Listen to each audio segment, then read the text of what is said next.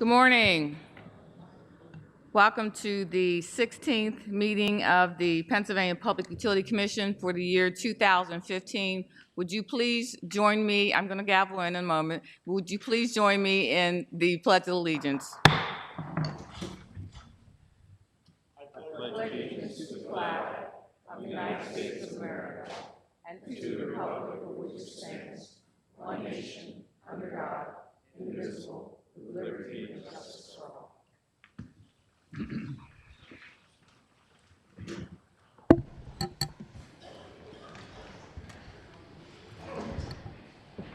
Our first matter today is the approval of the minutes, and I recognize Vice Chairman Coleman. Well, thank you, Chairman. I reviewed the minutes of our August 20th, 2015 public meeting, and I move they be approved as submitted. I second. We have a motion to approve the minutes with a second by Commissioner Cawley. Any discussion? All those in favor say aye. Aye. Any opposed? The motion passes. Next up is our agenda, and we call on our Director, Cheryl Walker-Davis, for our presentation. Thank you, Madam Chairman. Good morning. Good morning, Commissioners. Good morning. May it please this Honorable Commission, on behalf of your various offices and bureaus, we present for your consideration and disposition the following agenda items, commencing this morning with our case of special interest, which pertains to the proposed changes in purchase gas cost rates of the Columbia Gas of Pennsylvania, Inc. We have a binding poll. Issue sheets have been prepared, which are designed to provide a mechanism for the orderly discussion and disposition of the outstanding issues in this case.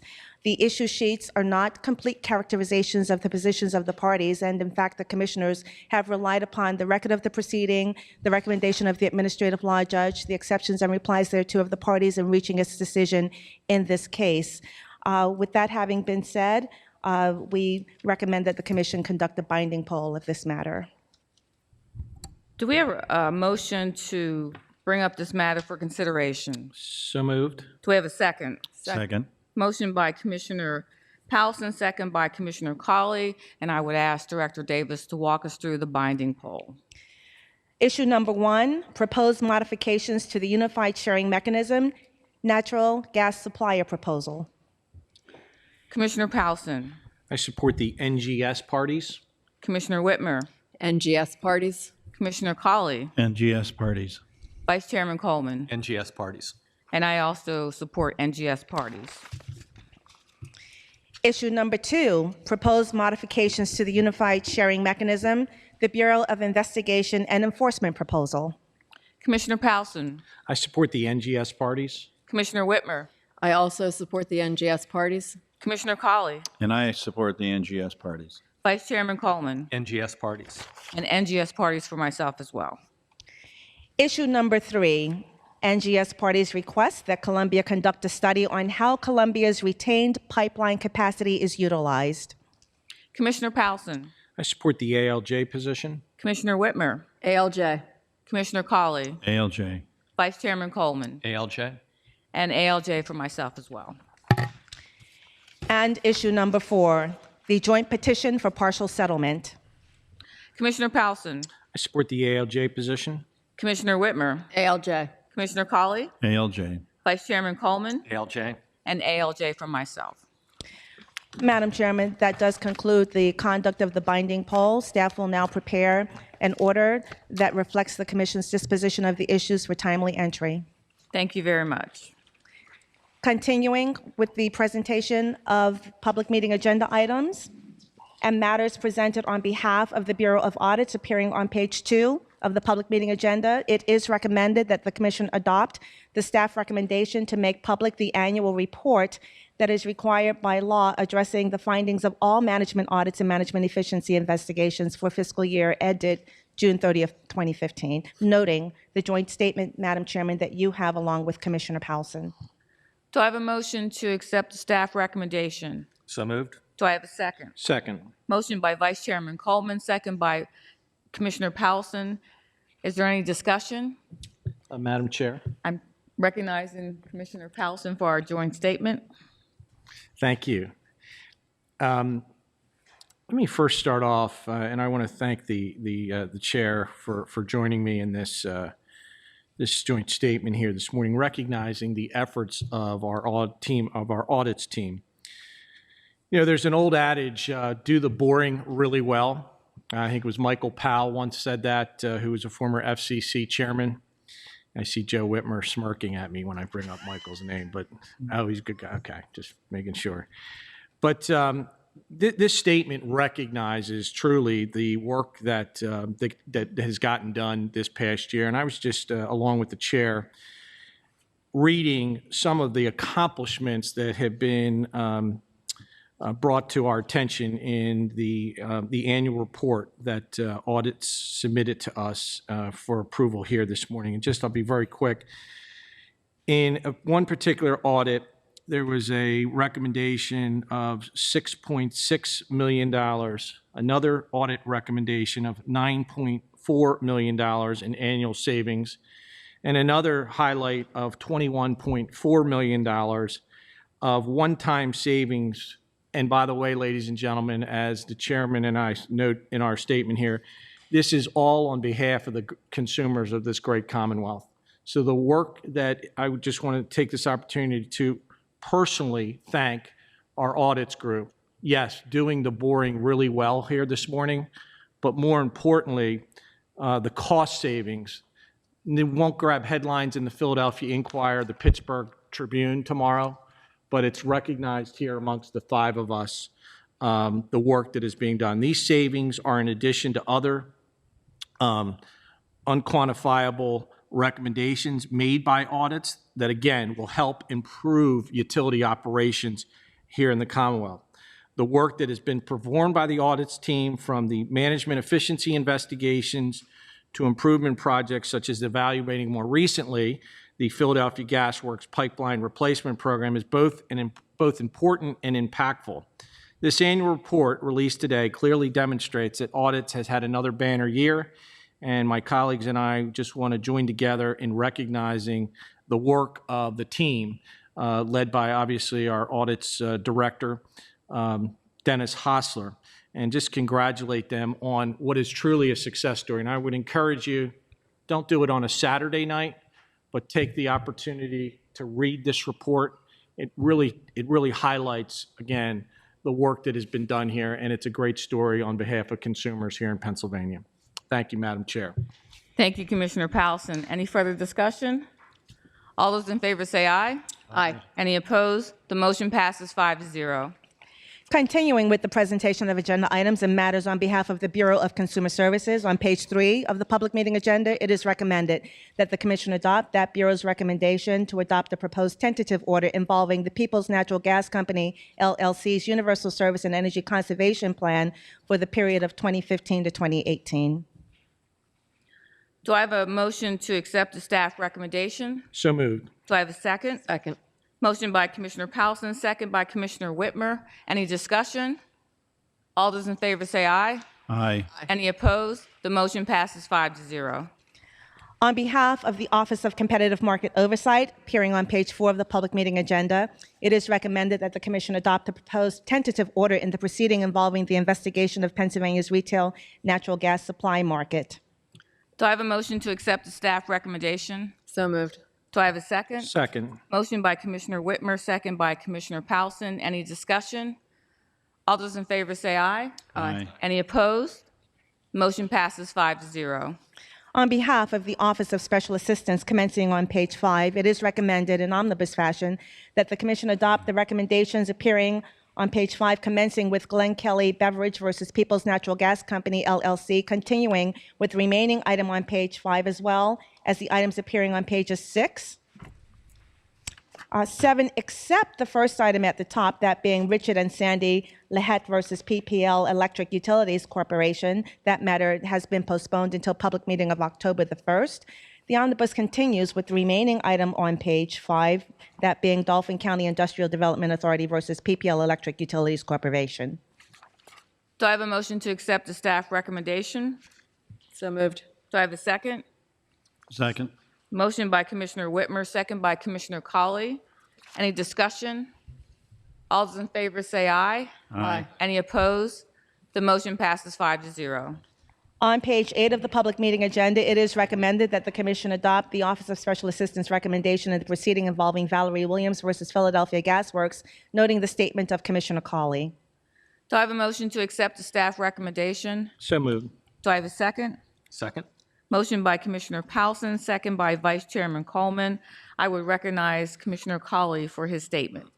Thank you, Chairman. I ask that it be placed in the record as if I had read all 2 pages of it. This is a complaint by Valerie Williams against Philadelphia Gas Works, in which she alleged that she had been overcharged under PGW's Customer Responsibility Program from 2005 to 2010, and she requested a refund. PGW answered by saying that it had credited her account for 2011 to 2014, saying that it was only required under the law to issue refunds going back 4 years. I must agree that her complaint must be dismissed under the law because it properly decided under Section 1312A of the Public Utility Code, refunds are only due back 4 years from the date of the complaint. It bothers me, however, that I think Philadelphia Gas Works knows very well, and it has effectively admitted its mistake by issuing her a credit for 4 years when it's highly unlikely that this overcharging began in 2011. It really, in all likelihood, went back to 2005. So let me read the last sentence of my statement, or last paragraph. I agree with the result reached by the order before us because it recognizes that the basis of dismissal should be Section 1312 of the Public Utility Code, which places limits on the Commission's authority to refund excess customer payments that were made more than 4 years before a complaint is filed. However, PGW may have violated Sections 1301 and 1303, as I explain in the statement, and even it may have provided unreasonable service under Section 1501. Rather than moving that this matter be remanded for further hearing, I urge PGW to examine its records in order to determine whether there were overcharges between 2005 and 2010 similar to those that occurred thereafter.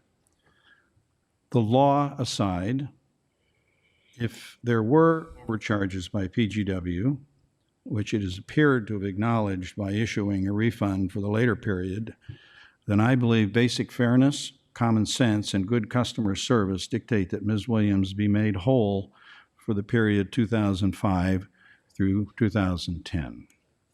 Thank you, Chairman. Thank you, Commissioner Cawley. Is there any further discussion? If nothing, all those in favor say aye. Aye. Aye. Any opposed? The motion passes 5-0. On behalf of the Bureau of Technical Utility Services, starting on page 9, it is recommended that the Commission adopt the items beginning with the recommendation in the proceeding involving Navigate Power LLC, continuing with the remaining items on page 9 as well as the items appearing on pages 10 and 11 through and including the recommendation in the proceeding involving the investigation upon the Commission's own motion to evaluate the safety of the traveling public, where State Road 322 crosses the tracks of Norfolk Southern Railway Company in the borough of Dolphin. Do I have a motion to accept the staff recommendations? So moved. Do I have a second? Second. Motion by Vice Chairman Coleman, second by Commissioner Whitmer. Any discussion? All those in favor say aye. Aye. Any opposed? The motion passes 5-0. On behalf of the Law Bureau, now on page 12 of the public meeting agenda, we recommend the adoption of the proposed order in the proceeding involving Gagan LLC's petition for waiver of the Commission's tariff regulations governing limousine service, noting the statement of Commissioner Powelson. Do I have a motion to accept the staff recommendation? So moved.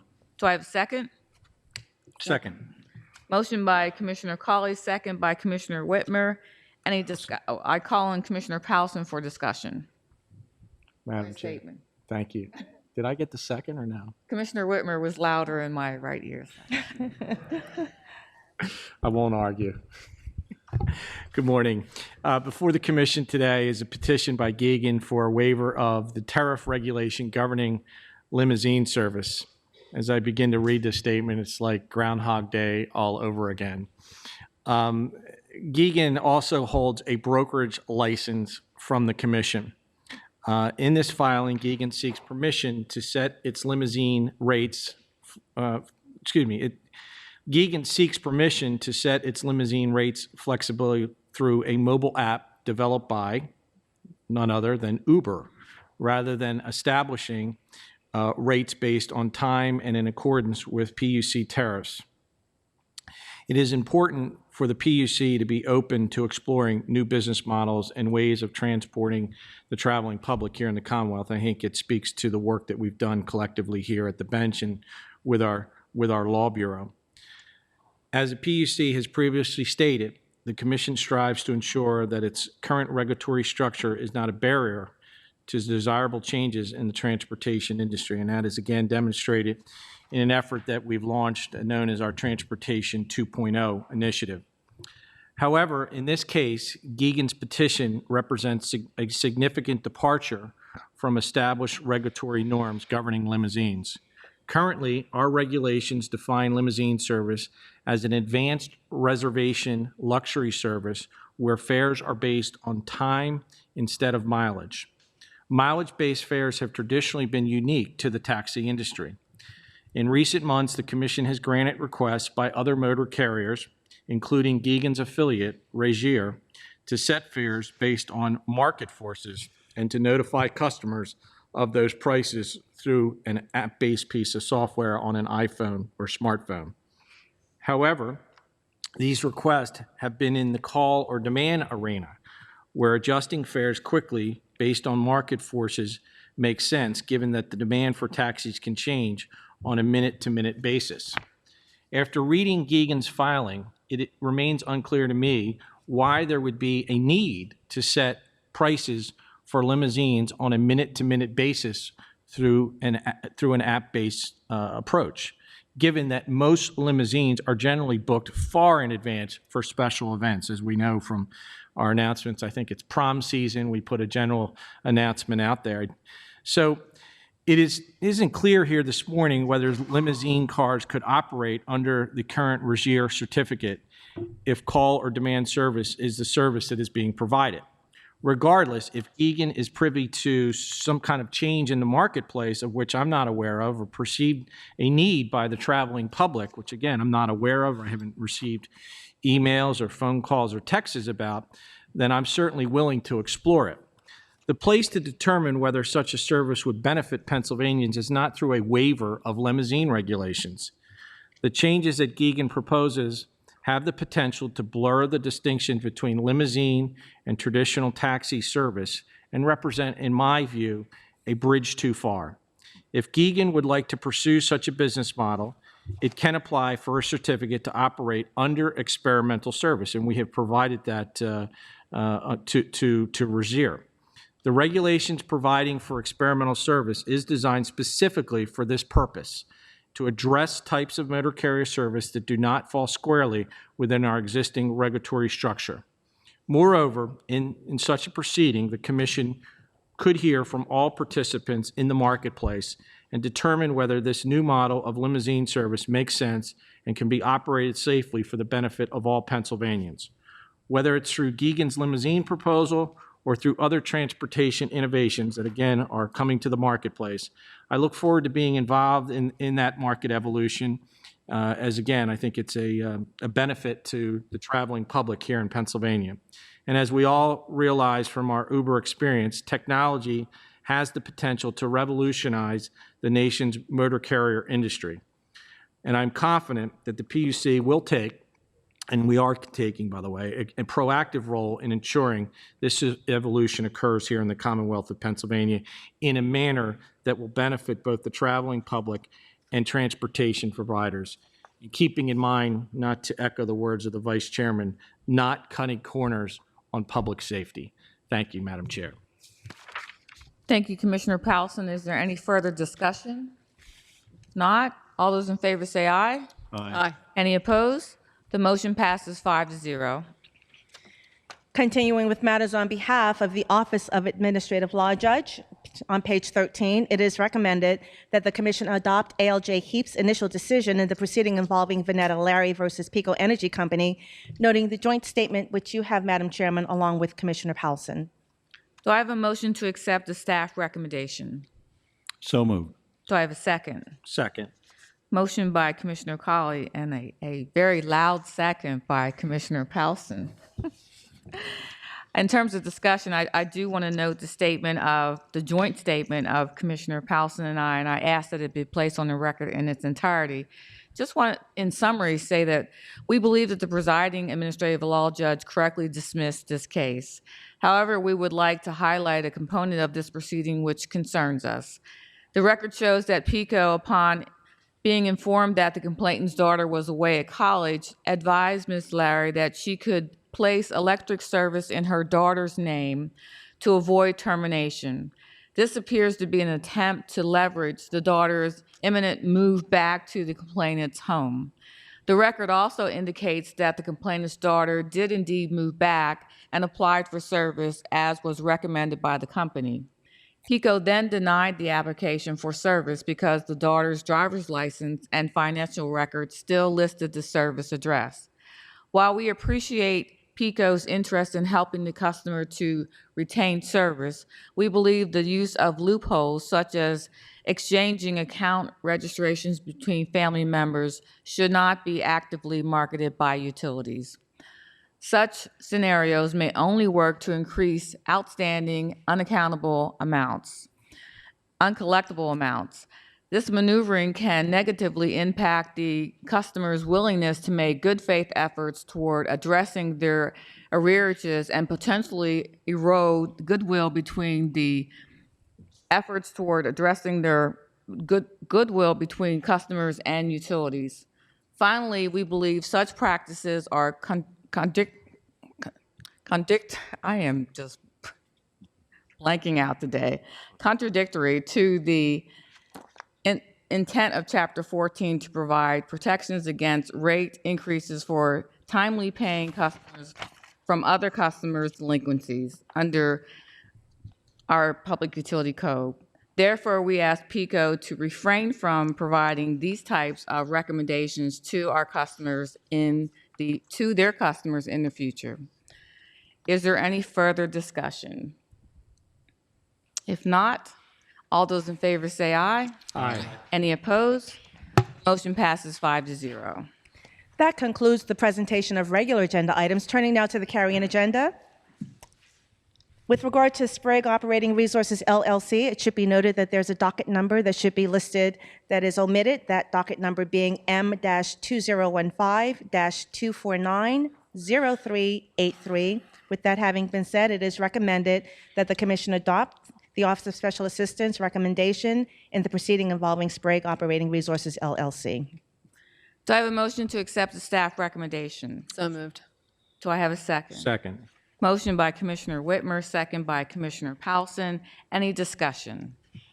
All those in favor say aye. Aye. Any opposed? The motion passes 5-0.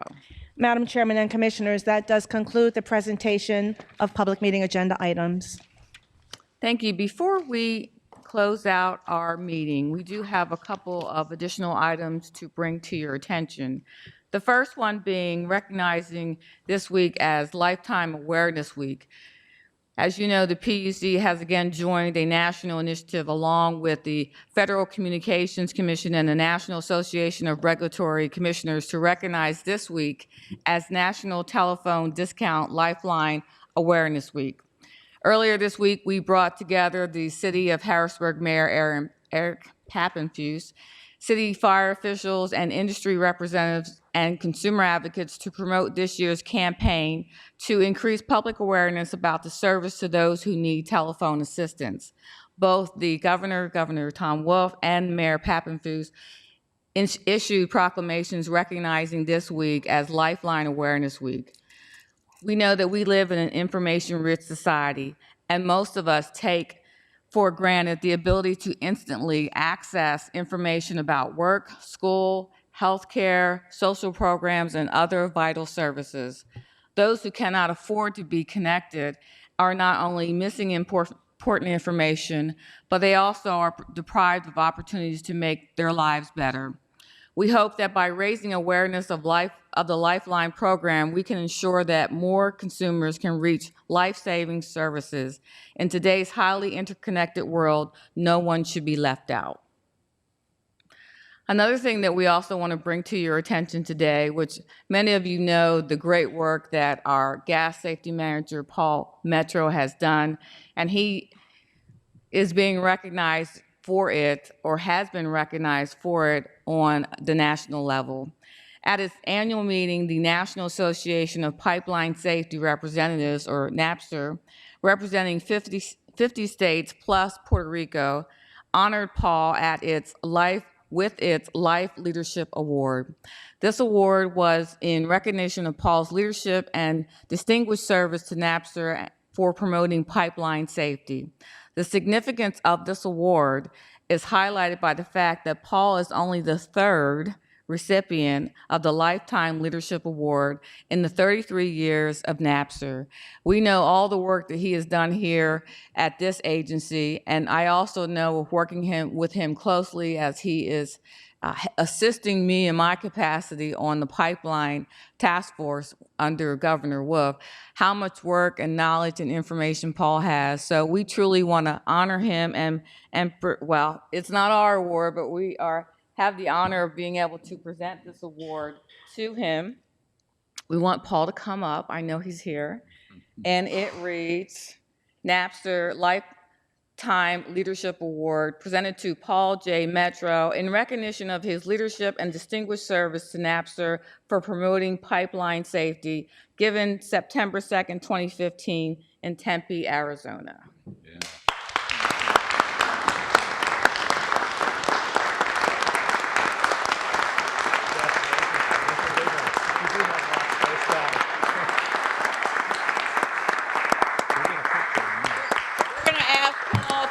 We're going to get a picture with all the commissioners right after we gavel out. Now, one last thing, which is a sad note. As you know, this is the last public meeting that we will be having for the month of September. And with recognizing that, we also recognize the fact that this will be the last public meeting of Commissioner Colley. So we just want to thank him for his dedication and his service to the Public Utility Commission over the years, and we want to wish him well. We know he's not going to retire. We know that. He has too much informational knowledge to pass on to others, but we just want to wish him well in his endeavors and anything else that he chooses to do. So I will give him an opportunity to say a few words if he would like. Well, thank you. You must admit, it was very clever of me to seduce my colleagues on June 11th into saying all those nice things about me and then have to live with me for another 3 months. I said more than enough on June 11th, so I won't keep you here. I just think it's wonderful, in my view, that my last days on the commission were with colleagues who are so collegial and fun to work with. And I have served with, I don't know, a dozen commissioners, and I have attended and presided at literally hundreds of public meetings. So I'm going to miss my colleagues. I'm going to miss all of those who work at the commission, who work every day to do the public's good. And I'm confident that's going to continue, so I don't really worry about it. I can go into retirement not worrying at all that the people of Pennsylvania are going to be well served. So this, I promise, this is my last goodbye, and I wish everyone at the commission well. Thank you very much.